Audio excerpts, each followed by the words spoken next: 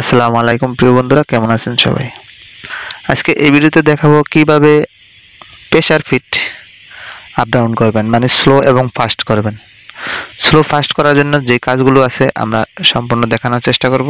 অবশ্যই ভিডিওটি শেষ পর্যন্ত দেখবেন, তাহলেই বুঝতে পারবেন। প্রথমে চলে যাব, আমরা পাওয়ারটি অন করে দিব। তারপরে প্রথম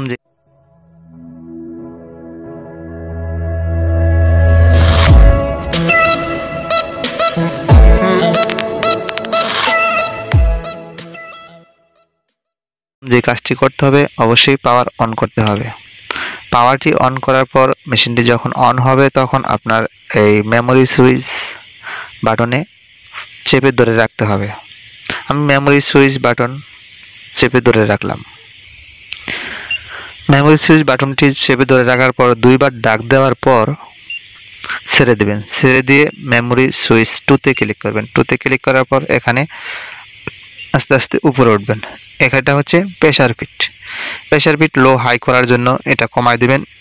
4000 আছে, এখানে 2000 করে দিবেন। 2000 করে দিলে আপনার প্রেসার ফিটটা অতিরিক্ত পড়বে না। আপনি যদি 4000 রাখেন তাহলে দেখুন সাউন্ডটা কিরকম আসে।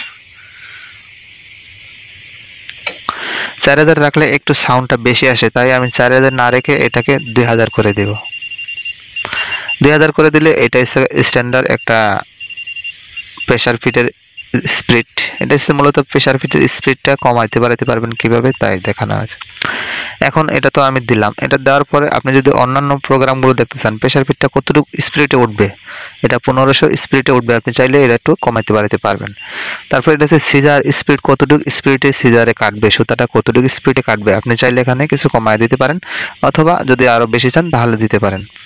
আমি কিছুটা কমিয়ে দিলাম যাতে সুতাটা একটু বড় থাকে, কারণ একটু কমাই দিলে সুতাটা একটু বড় হয়, তাই সিজার স্পিডটা একটু কমাই দিলাম। আর সিজার স্পিডটা যদি বাড়ানো থাকে তাহলে সুতাটা, ববিনের সুতাটা ছোট হয়ে যায়।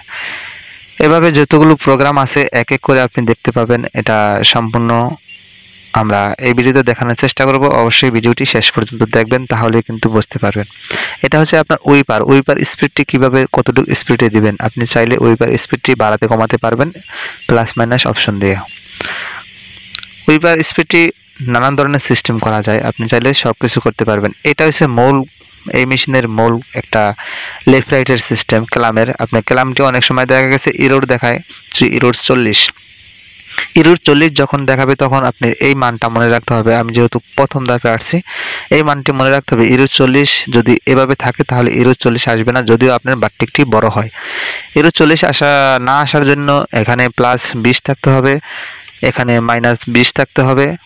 একটু ভালোভাবে বুঝবেন, এখানে মাইনাস 20 থাকতে হবে, এবং এটা হচ্ছে উপরে, মানে লেফট রাইট, মানে আপার নিচে নিচে উপরে, উপরেটা প্লাস 10 থাকতে হবে, নিচেরটা মাইনাস 20 থাকতে হবে।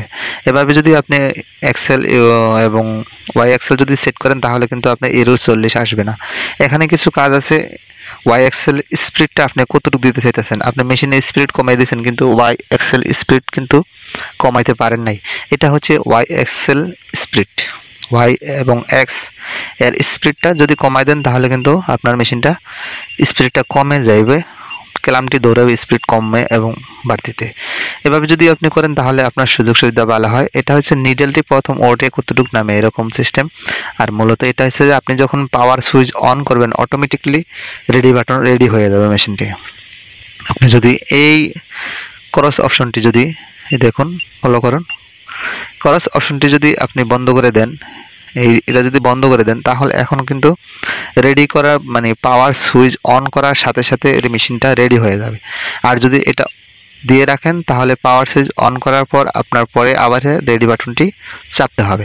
তো অতএব আপনি যদি এটা বন্ধ করে রাখেন আপনার ইচ্ছা, আর যদি মনে করেন না আমি এখানে না চাপ না দিয়েই মেশিনটা রেডি করে ফেলবো, তাহলে এটা বন্ধ করে দিবেন। তাহলে এটা এখন পাওয়ারটা অফ করার পর যদি অন করেন তাহলে সাথে সাথে মেশিনটা রেডি হয়ে যাবে, অটোমেটিকলি রেডি হয়ে যাবে। তো আমি রেডি করব না, আমি ম্যানুয়ালি কাজ করব। এরপরে আরও অনেক আছে যে এটা আপনার টেনশন, এই টেনশনগুলো করতে পারবেন। এটা ফিডের এখানে মূলত আরেকটি সিস্টেম আছে, আপনারা অনেক সময় মেশিনটারে কাট করে রাখেন, কাট করে রাখার পর কিন্তু আপনি মেশিনটা রান হয় না, কারণ সেন্সরে কানেকশন না পেলে লাইন হবে না। আর এই মেশিনটা যদি আপনি এটা অফ করে দেন, তাহলে মেশিনটা কাজ হওয়ার পরেও কিন্তু মেশিনটা অন হবে। অবশ্যই মনে রাখতে হবে, যদি মেশিনটা কাজ করার পর টাইমিং করার পর যদি চালাতে চান কাজ করেই, তাহলে আপনার এটা দিয়ে দিতে হবে, মানে প্লাস আইকন দিয়ে এটা দিয়ে দিতে হবে। তা আমি যেহেতু কাজ করে চালাবো না, কারণ মেশিন অনেক সময় পরিষ্কার করতে গেলে অপারেটর কাজ করার পরে যদি পেডালে পাড়া পড়ে তাহলে চলে যাবে, এই জন্য আমি এটা বন্ধ করে দিলাম, অটোমেটিকলি চলবে না। এখানে কে 21-এ একটি সিস্টেম আছে আপনার পেডাল সিস্টেম। পেডালটা অনেক সময় একবারে পাড়া দিলে একবারে ওঠে, দুইবার পাড়া দেওয়া যায়, 2 ধাপে কাজ করা যায়। এখানে যদি কিন্তু আপনি কাজ করতে পারবেন 1 2 3 স্টেপে হিসাবে কাজ করতে পারবেন। তবে এই প্রোগ্রামগুলো যদি ভালো লাগে অবশ্যই আমার এই ভিডিওতে একটি লাইক দিবেন এবং অন্য বন্ধুদের দেখার জন্য শেয়ার করবেন।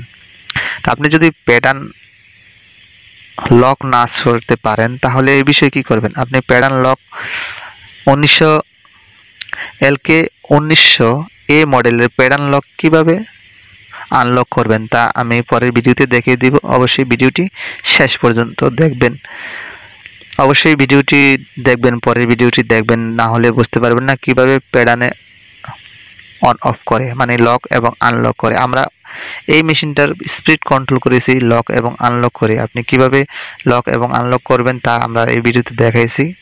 ভিডিওটি অবশ্যই ডেসক্রিপশন বক্সে লিঙ্ক দেওয়া থাকবে, চাইলে সেখান থেকে দেখে আসতে পারবেন। আজকের ভিডিও এ পর্যন্তই। যদি ভিডিওটি ভালো লাগে অবশ্যই একটি লাইক দিবেন এবং অন্য বন্ধুদের দেখার জন্য শেয়ার করবেন। ধন্যবাদ ভিডিওটি শেষ পর্যন্ত দেখার জন্য।